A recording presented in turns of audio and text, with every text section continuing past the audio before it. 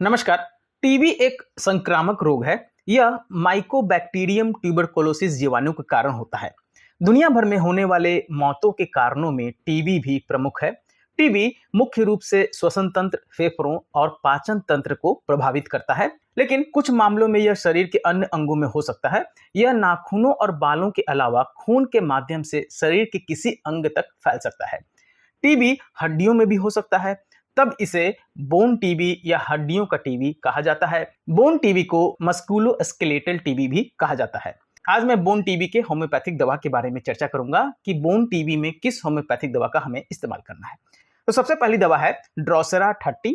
Bone की TB में बहुत सी दवाइयां हैं, परंतु सबसे ऊंचा स्थान ड्रोसेरा का है। टीबी में अगर गले के ग्लैंड्स को पकना होगा तो इस दवा को देने से घाव का छेद बहुत छोटा होगा। पुराने पकते ग्लैंड्स छोटे होते चले जाएंगे और ठीक हो जाएंगे। इस दवा को देने से रोगी का स्वास्थ्य सुधर जाता है, खाया पिया जिस्म को लगने लगता है, चेहरा निखर जाता है। जिन लोगों के वंश में टीबी रहा होता है, उनके जोड़ों के दर्द या अन्य रोगों में भी यह अत्यंत उपयोगी है। भले ही उन्हें टीबी की शिकायत ना हो, उनके दर्द चले जाते हैं, स्वास्थ्य सुधर जाता है। यह बहुत गूढ़ क्रिया करने वाली दवा है। इसकी 30 शक्ति में इस्तेमाल करना चाहिए और बार बार दोहराना नहीं चाहिए। इसकी 30 शक्ति की एक मात्रा ही व्हूपिंग कफ को भी दूर कर देती है। दूसरी दवा साइलिसिया 200 पावर में गले की टीबी की सख्त ग्रंथियों के लिए यह उपयोगी है। इस दवा के रोगी को पांवों में बदबूदार पसीना आता है, सोते समय सिर पर पसीना आता है, रोगी डरपोक, आत्मविश्वास की कमी होता है, नमीदार ठंड नहीं चाहता, खुश्क ठंड पसंद करता है, परंतु प्रकृति से वह सिद्ध प्रकृति का होता है।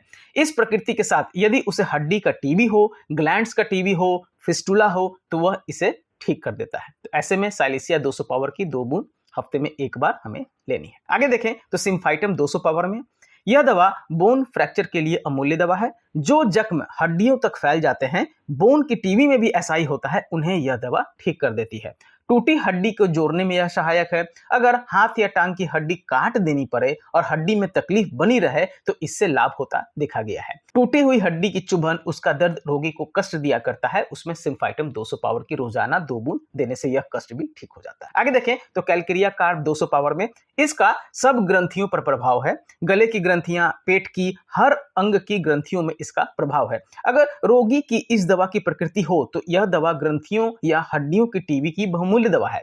दवा की प्रकृति क्या है? तो इस दवा की प्रकृति वाला बच्चा या युवा देखने में तो भारी भरकम परंतु आलसी होता है, सिर बड़ा होता है, सिर के पसीने से तकिया भीग जाता है, बिल्कुल साइलिसिया की तरह।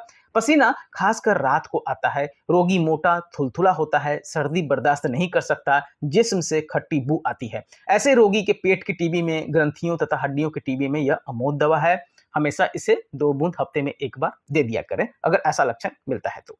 आगे देखें तो फास्फोरस 30 दिया सलाई में फास्फोरस काम करता है। दिया सलाई के कारखानों में काम करने वालों को टीबी, खासकर हड्डियों के टीबी हो जाया करता है। होम्योपैथी की दृष्टि से स्वस्थ व्यक्ति में जो दवा जो रोग उत्पन्न करती है, रोगी में उस लक्षण के होने पर वही दवा उस रोग को दूर भी कर देती है। इसलिए हड्डियों तथा ग्रंथियों की टीबी में यह उत्तम दवा है। दवा का चुनाव करते हुए दवा की प्रकृति को नहीं भूलना चाहिए।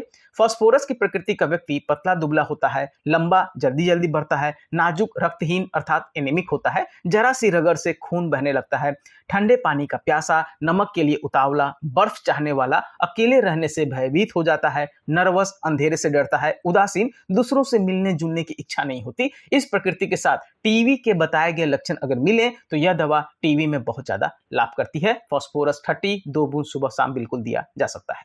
आगे देखें तो आयोडियम 30 यह दवा भी ग्रंथियों के कड़ा पड़ जाने में, उनके सूज जाने में, बड़ा हो जाने में काम आती है। इसकी विशेषता यह है कि इसकी सूजन में दर्द नहीं होता, अर्थात बिल्कुल पेनलेस। रोगिणी की सब ग्रंथियां बढ़ जाती है, स्तन सूख जाते हैं। रोगी की प्रकृति पर भी ध्यान देना आवश्यक है। तो इसका रोगी परेशान, एनेक्सियस होता है, बेचैन। जितना शांत स्वभाव से बैठे रहने का प्रयत्न करता है, उतनी ही बेचैनी बढ़ती जाती है। कुछ ना कुछ करते रहना पड़ता है। वह इसलिए व्यस्त रहता है कि अगर कुछ ना करेगा तो परेशानी बढ़ेगी। भूख खूब लगती है, खाता खूब है, परंतु दुबला होता जाता है, उष्ण प्रकृति का होता है, ठंडा पसंद नहीं करता और ऐसे लक्षण में आयोडियम बहुत लाभ पहुंचाता है। आगे देखें तो बराइटा कार 30।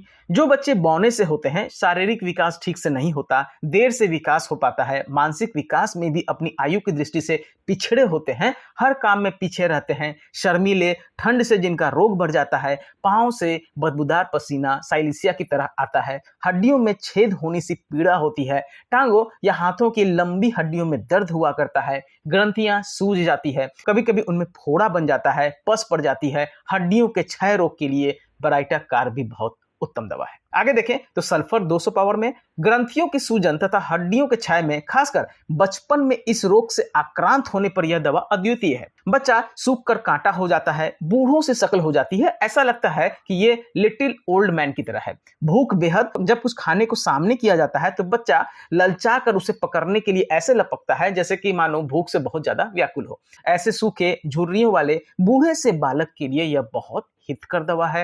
हफ्ते में 2 बूंद 200 पावर की अवश्य दें। आगे देखें तो अंतिम दवा मैं बता रहा हूं ट्यूबरकुलिनम 1000 पावर का। यह गूढ़ क्रिया करने वाली दवा है।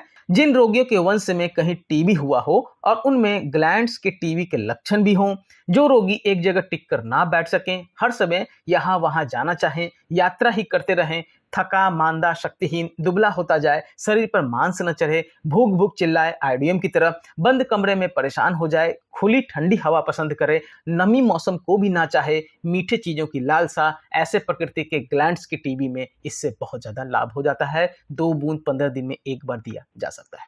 यहाँ मैंने बोन टीबी के मुख्य होम्योपैथिक दवा की चर्चा की है। आशा करता हूँ आपको यह वीडियो मेरी पसंद आई होगी। वीडियो पसंद आए तो प्लीज मेरे चैनल को सब्सक्राइब करें और वीडियो को लाइक करना ना भूलें। धन्यवाद।